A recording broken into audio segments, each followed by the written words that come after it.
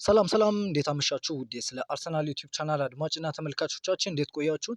ክለባችን ዛሬ በእንግሊዝ ፕሪምየር ሊግ በ2026/27 ማለት ነው አዲስ የውድድር ዓመት የመጀመሪያ ጨዋታውን ከኮቨንትሪ ሲቲ ጋር በሜዳው ኤምሬትስ የሚያደርግ ይሆናል። የክለባችን አዲስ ፈራሚ ኤዝሪ ኮንሳም በይፋ ከክለባችን ጋር መቀላቀሉን ክለባችን ይፋ አድርጓል። እንዲሁም ከምሽቱ የወጡ ስለ ሁሊያን አልቫሬዝ የወጡ የዝውውር መረጃዎች አሉ። እነሱን የምናደርሳችሁ ይሆናል። ላይክ እንዲሁም ሰብስክራይብ በማድረግ አብራችሁን ቆዩ። አርሰናል ኤዝሪ ኮንሳን ከአስቶን ቪላ ማስፈረሙን ይፋ አድርጓል። ኮንሳ ከአርሰናል ጋር በ4 ዓመት እንዲሁም ተጨማሪ 1 ዓመት የውል አማራጭ ለክለባችን የፈረመ ሲሆን የዝውውር ክፍያውም 51 ሚሊዮን ሲደመር 4 ሚሊዮን እንደ ሁኔታው እየታየ ወይም በአንዳንድ ሁኔታዎች ላይ የተመሰረተ 4 ሚሊዮን ክፍያ ይኖረዋል ማለት ነው። ከዓለማችን ምርጡ ክለቦች መካከል ለአንዱ ፈርም ያለው ይህ ለእኔና ለቤተሰቤ ትልቅ ኩራት ነው ሲል ኤዝሪ ኮንሳ ሀሳቡን ሰጥቷል። 100% እቅዳችን ፕሪሚየር ሊጉን ማሸነፍ ነው። ለማሸነፍ ነው የመጣሁት። ለዚህ ክለብ ስኬት ለማምጣት እንዲቀጥል የምችለውን ሁሉ አደርጋለሁ ሲል አስተያየቱን ሰጥቷል። ኤዝሪ ኮንሳ አንድሪያ በርታ በበኩሉ ኤዝሪ ከፍተኛ ጥራት ያለው ተከላካይ ነው። መረጋጋቱንና የታክቲክ ግንዛቤው በፕሪሚየር ሊጉ ምርጥ ችሎታ ያላቸው ተጫዋቾች አንዱ እንዲሆን አድርጎታል። ሁለገብ ተከላካይነት መጫወት መቻሉ ለቡድናችን ጠቃሚ ነው ሲል አስተያየቱን ሰጥቷል። ኮንሳ በበኩሉ ከኳስ ጋር መጫወት ደስ ይለኛል። እዚህ ኳስን መስርቶ እንደሚጫወቱ አውቃለሁ። ስለዚህ የተወሰነ ነገር እንደምጨምር ተስፋ አደርጋለሁ። ፉልባክም ተከላካይ መሆን እችላለሁ። ነገር ግን አሰልጣኙ የትም ቦታ ቢያጫውተኝ ያለኝን ሙሉ በሙሉ ለመስጠት ዝግጁ ነኝ ሲል አስተያየቱን ሰጥቷል። ኮንሳ አርሰናልን ለመቀላቀልና በሚኬል አርቴታ ስር ለመጫወት ለምን እንደመረጠ ሲጠየቅ አርቴታ ጠንካራ ተከላካዮችንና ኳሱን በእግራቸው በእርጋታ መጫወት የሚችሉ ተከላካዮችን እንደሚወድ አውቃለሁ። ያ የእሱ ፍላጎት ነው። ለእኔ ተስማሚ ነው። መጫወት እስከምጀምር መጠበቅ አልቻልኩም ሲል አስተያየቱን ሰጥቷል። ሌሎችም የሰጣቸው አስተያየቶች አሉ። በአርሰናል ዩቲዩብ ገጽ ላይ ማግኘት ትችላላችሁ ማለት ነው። ክለባችን ዛሬ ላይ በተለይ ምሽት ላይ ፋብሪዞ ሮማኖ ይዞት የወጣው መረጃ አለ። አርሰናልና አትሌቲ በአልቫሬዝ ጉዳይ ላይ ንግግር እያደረጉ ነው። ነገር ግን ተጫዋቹ ወደ አርሰናል ለመዛወር ፈቃደኛ መሆኑን ማየት አለብን ሲል ፋብሪዚዮ ሮማኖ ዘግቧል። በትላንትናው ዕለት በአልቫሬዝ ጉዳይ በአትሌቲኮ ማድሪድ እና በአርሰናል መካከል ቀጥተኛ ንግግሮች ተካሂደዋል የሚል መረጃ ምን ያወጣው ትላንት ላይ እየወጡ እንደነበሩ መረጃዎች የአትሌቲኮ ማድሪዱ ስፖርቲንግ ዳይሬክተር ወደ ለንደን መጥቶ ነበር እና በተለይ የክለባችንን ተጫዋች ጋብርኤል ማርቲኔሊ እንዲሁም የቼልሲውን ኒኮላስ ጃክሰን ለማስፈረም ከሁለት አንዳቸው ንግግሮችን ለማድረግ ሁኔታዎችን ለማጣራት የመጣ ቢሆንም በዛው ክለባችን ደግሞ ስለ ሁሊያን አልቫሬዝ ሁኔታ ለክለቡም ለተጫዋቹም ያለውን ፍላጎት ግልጽ አድርጎ እንደተናገረ እና ተጫዋቹን ማስፈረም እንደሚፈልግ አንዳንድ ንግግሮችን እንዳደረገ ነው የተገለጸው። አርሰናል ስምምነቱን ለመፈጸም የሚያስፈልጉትን ቅድመ ሁኔታዎች ለማወቅ ፈልገው ነበር። አሁን የሚጠበቀው አልቫሬዝ ወደ አርሰናል ለመዘዋወር ፈቃደኝነቱን የሚሰጥ ይሆናል ወይስ አይሆንም የሚለውን ነው። የአትሌቲኮ ስፖርቲንግ ዳይሬክተር ማቴዎ አልሜዳ ትናንት በዚህ ጉዳይ ከአርሰናል ጋር ለመነጋገር ወደ ለንደን ማቅናቱ ይታወቃል። አርሰናል በሁሊያን አልቫሬዝ የዝውውር ሁኔታዎች ላይ ለመወያየት ከአትሌቲኮ ማድሪድ ጋር ግንኙነት አድርጓል። አትሌቲኮ ዳይሬክተር ማቴዎ አልሜዳ ጋር ስብሰባ በለንደን ተካሂዷል። የተጠየቀው የዝውውር ዋጋ በአሁኑ ወቅት በጣም ከፍተኛ በመሆኑና አልቫሬዝ ወደ ባርሴሎና መዘዋወርን ስለሚመርጥ እስካሁን ወደ እንግሊዝ ለመመለስ ፍላጎት ያላሳየ ቢሆንም አርሰናል ግን ሙከራ አድርጓል ሲል ፋብሪዚዮ ሮማኖ ዛሬ ላይ ዘግቧል።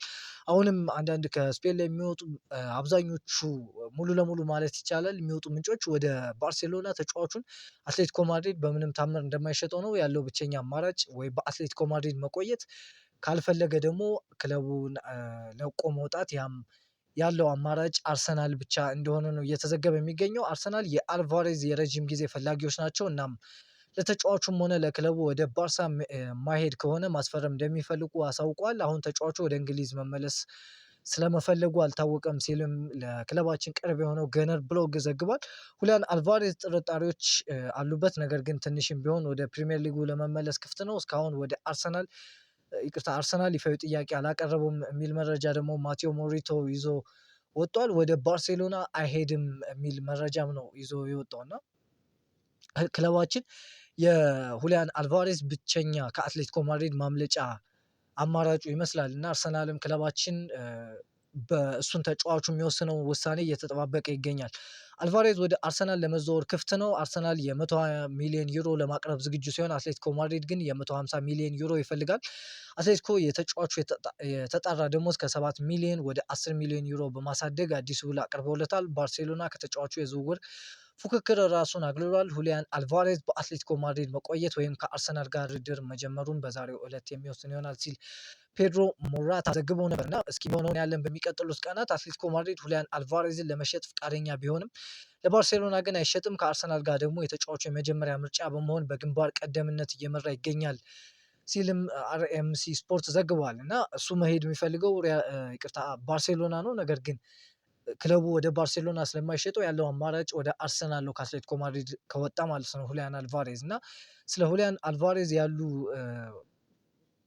አሁን ላይ ያሉ ሁኔታዎች ይህንን ይመስላሉ። እና አትሌቲኮ ፕላይ የተሰኘው ለአትሌቲኮ ቅርብ የሆነ ዘጋቢ እንደዘገበው ሁሊያን አልቫሬዝ ወደ ባርሴሎና የሚያደርገው ዝውውር በጭራሽ አይታሰብም፣ ኢምፖሲብል ነው ወይም የማይቻል ነው ሲልም ነው የዘገበው። እና ወደ ባርሴሎና የሚያደርገው ዝውውር እንደማይሆንና እንደቀረ ነው እየተነገረ የሚገኘው። ባርሴሎናም በሌላ በኩል የኢንተር ሚላን ላውታሮ ማርቲኔዝ እንዲሁም የክለባችንን ቪክተር ዮከሬሽ እያየ እንደሆነ በዛ ቦታ ላይ አንዳንድ ምንጮች እየጠቆሙ ይገኛሉ። የአርሰናል ቦርድ አሁን አስቸኳይ ስብሰባ ጠርቷል። ለሁሊያን አልቫሬዝ ሙሉ ትኩረታቸውን ሰጠው እየተንቀሳቀሱ ነው። እንደገና ይህ እውነተኛ ጦርነት ይሆናል፣ በጣም ከባድ ሲል ኢንዲ ካይላ ዘግቧል። እና የአርሰናል ፕሮጀክት ለአልቫሬዝ እጅግ ተስማሚ ነው። ወደ አርሰናል የሚያደርገው ዝውውር ላይ ችግር የሚሆነው የቤተሰቡ ቪዛ አለማግኘት ነው። አልቫሬዝ ቤተሰቦቹ በተቻለው አቅም ከሱ ጋር እንዲሆኑ ይፈልጋል። ይህም ጉዳይ አልቫሬዝ ወደ አርሰናል የመሄዱን ፍላጎት የሚቀንሰው ትልቁ ጉዳይ ነው ሲል ዳሪዮስ አስ ዘግቧል። በተለይ ሁሊያን አልቫሬዝ አማራጭ ማጣቱን ተከትሎ ወደ ክለባችን ብቸኛው አማራጩ ስለሆነ ምናልባት ሊመጣበት የሚችልበት እድል እንዳለ እኔም ይሰማኛል ወደ ባርሴሎና ማሄድ ከሆነ። እና በተለይ ክለባችን በአሁኑ ሰዓት የሚያስፈልገው በግራ ክንፍ አጥቂ ቦታ ላይ ነው ብዬ አስባለሁ። እናንተ በጭራሽ በእርግጠኝነት ሁሊያን አልቫሬዝን የሚያስፈርም ከሆነ ኬናን ይልዲዝን የማስፈረም ምንም አይነት እድል ይኖረዋል ብዬ አላስብም። እንደ ክለባችን ስትራቴጂ አንጻር በገንዘብ ደረጃ አሁንም አፎርድ ማድረግ እንችላለን ሁለቱን ተጫዋቾች ብዬ አስባለሁ። ምክንያቱም አምና በእንግሊዝ ፕሪሚየር ሊግ ታሪክ ታይቶ የማይታወቅ ትርፍ ስላገኘ ተጫዋቾችን ስለምንሸጥ እንደ ማርቲኔሊ አይነት ተጫዋቾችን ልንሸጥ እየሰራን ስለሆነ ሁለቱ ተጫዋቾች የሚመጡ ከሆነ ማርቲኔሊ ሲሸጥ የተወሰነውን ፓርት እንዲሁም ከዚህ በፊት የተሸጡ ተጫዋቾችን ገንዘብ ስትደምሩት እዛ ጋር ገንዘቡን ኦልሞስት በግማሽ ደረጃ እንኳን መመለስ የሚችል ገንዘብ ሊኖረን ይችላል። እና በተለይም እስካሁን ያወጣ ነው 100 ምናምን ሚሊዮን ፓውንድ አካባቢ ስለሆነ ብሩኖ ጊማሬሽን ወደ 80 እንዲሁም ኢዝሪ ኮንሳን ሲደመር አካባቢ ይሆናል 165 ሚሊዮን ፓውንድ አካባቢ ለተጫዋቾች ዝውውር እስካሁን አውጥተናል። እና አሁንም ስቲል አፎርድ ማድረግ እንችላለን ብዬ አስባለሁ። በተለይ በጥሩ ስትራቴጂ መሄድ ከቻልንና ዋጋውን ማስቀነስ ከቻል ሁሊያን አልቫሬዝ እንዲሁም ኬናን ይልዲዝን ማስፈረም የምንችል ይመስለኛል። ነገር ግን አርሰናል በእርግጠኝነት ሁለቱን ተጫዋቾች ያስፈርማል ተብሎ አይጠበቅም። እናንተ የትኛው ተጫዋች ቢፈርም ደስ ይላችኋል? ያላችሁን አስተያየት ክለቡን የ2024 ሲዝን የመጀመሪያ ሳምንት የእንግሊዝ ፕሪሚየር ሊግ ጨዋታውን ዛሬ ከኮቨንትሪ ሲቲ በኤምሬትስ የሚያደርግ ይሆናል። እና ዛሬ አርብ ነሐሴ 15 ምሽት 4 ሰዓት ላይ በኤምሬትስ የሚጫወት ሲሆን በተለይ አዲሱ ፈራሚያችን ኤዝሪ ኮንሳ ለደጋፊዎች ከጨዋታው በፊት ወይም መሀል ላይ የሚተዋወቅ ይሆናል። በእርግጠኝነት ግን ከጨዋታው በፊት የሚተዋወቅ ይመስለኛል። የ2025/26 የፕሪሚየር ሊጉ አሸናፊ አርሰናል ከኮቨንትሪ ሲቲ ጋር የሊጉ አርሰናል ዋንጫውን የመከላከል ወይም ዲፌንዲንግ ቻምፒዮን ለመባል ለቀጣይ ውድድር ዓመት ጉዞውን የሚጀምረው ወደ ከፍተኛው ሊግ አዲስ ባደገው ኮቨንትሪ ሲቲ ላይ ነው። እና ኮቨንትሪ ሲቲ እና ከአርሰናል ለመግጠም ወደ ለንደን የሚያደርጉት ጉዞ ከየካቲት 2001 ወዲህ ለመጀመሪያ ጊዜ የሚደረግ ነው። ያም ማለት ኦልሞስት ወደ 25 ዓመት አካባቢ ነው። በኮቨንትሪ ሲቲ እና አርሰናል መካከል የ20 ዓመታት ውስጥ የሚደረግ የመጀመሪያ የሊግ ጨዋታ ይሆናል። የሁለቱ ታሪካዊ ግንኙነት በአጠቃላይ ጨዋታዎች 76 የተጫወቱ ሲሆን አርሰናል 43 አቻ ውጤቶች 19፣ ኮቨንትሪ 14 አሸንፏል። አርሰናል በኮቨንትሪ ሲቲ ላይ በተከታታይ 5 ጨዋታዎችን ያሸነፈ ሲሆን በዚህ ሂደትም 16 ግቦችን አስቆጥሯል። ኮቨንትሪ በአርሰናል ሜዳ ላይ ያስመዘገበው የመጨረሻ ድል ነሐሴ 1993 በሃይበሪ ስታዲየም 3-0 ያሸነፈበት ጨዋታ ነበር። እና የቡድን ዜና የተጎዱ ተጫዋቾች ማለት ነው ዊሊያም ሳሊባ እና ጁሪያን ቲምበር ከጨዋታው ውጭ ሲሆኑ ብሩኖ ጊማሬሽ ከጨዋታ ውጭ እንደሆነ ዛሬ ላይ ተዘግቧል። የኮቨንትሪ ሲቲ ከፍተኛ ግብ አስቆጣሪ የሆነው ሃጂ ራይት በጭን ጉዳት ምክንያት አይሰለፍም። ከ89 ቀን በኋላ ክለባችን በፕሪሚየር ሊግ ምሽት 4 ሰዓት ላይ የምንመለከተው ይሆናል። መልካም እድል እንላለን። ብሩኖ ጊማሬሽ ጉዳት እንደደረሰበት የሚገልጹ ዘገባዎች እየወጡ ነው። ለምን ያህል ጊዜ ከሜዳ እንደሚርቅ አይታወቅም። ነገር ግን ለተወሰነ ሳምንታት ሊሆን እንደሚችል ይጠበቃል ሲል ሉክ ኤድዋርድ ዘግቦ ነበርና ከዛ በኋላ ለክለባችን ቅርብ የሆነውና ታማኝ የሆነው ኤፍሲ አምዲን የተሰኘው ዘጋቢ እንደዘገበው ብሩኖ ጊማሬሽ ከስብስቡ ውጭ ከጨዋታ ውጭ ነው እንጂ በኋላ ጨዋታ እስካለ የሚችልበት ሰፊ እድል እንዳለ ነው የተገለጸው። በምን ምክንያት በተለይ በኮሚኒቲ ሺልድ ጨዋታ ምክንያት በጉዳት ተቀይሮ መውጣቱ የሚታወስ ነው እና አሁንም ጉዳቱ እንዳላገገመ ነው የተዘገበው። ከዛሬ ጨዋታም ውጭ ነው። በተለይ እሱን ለማየት የጓጉ ደጋፊዎች ዛሬ ላይ የማያዩት ይሆናል ማለት ነው። አም ሚካኤል አርቴታ ማናጀር ኦፍ ዘ ቻምፒዮንስ አርሰናል ኢስ ጎይንግ ቱ ስቴይ ዛት ዌይ። እኔ አርሰናል የሻምፒዮን ቡድኑ አሰልጣኝ ነኝ፣ ሚካኤል አርቴታ ነኝ፣ ነገሮች እንደዚሁ ይቀጥላሉ ሲል ሚካኤል አርቴታ ዛሬ ለፕሪሚየር ሊጉ ጅማሬ ላይ በነበረው የቪዲዮ ቀረጻ ላይ የሰጠው አስተያየት ነው እና ዋንጫውን አሁንም ለማሸነፍ እንደሚፈልግ ገልጿል ማለት ነው። አርሰናል ባለፉት 4 የፕሪሚየር ሊግ መክፈቻ ጨዋታዎች ክሪስታል ፓላስን 2-0፣ ኖቲንጋምን 2-1፣ ከወልቭስ ደግሞ 2-0፣ አምና ደግሞ ማንቸስተር ዩናይትድን 1-0 በማሸነፍ ጀምሯል። ሚካኤል አርቴታ ከ248 የፕሪሚየር ሊግ ግጥሚያዎች 149ን አሸንፏል። ዛሬ ኮቨንትሪ የሚያሸንፍ ከሆነ ከ250 ባነሰ ግጥሚያዎች 150 ድሎችን ያስመዘገበ አምስተኛው አሰልጣኝ ይሆናል። ሚካኤል አርቴታ፣ ፔፕ ጋርዲዮላ፣ ጆዜ ሞሪኒዮ፣ የርገን ክሎፕ እንዲሁም ሴር አሌክስ ፈርጉሰን ይህንን ነገር ማስተካከል ናቸው።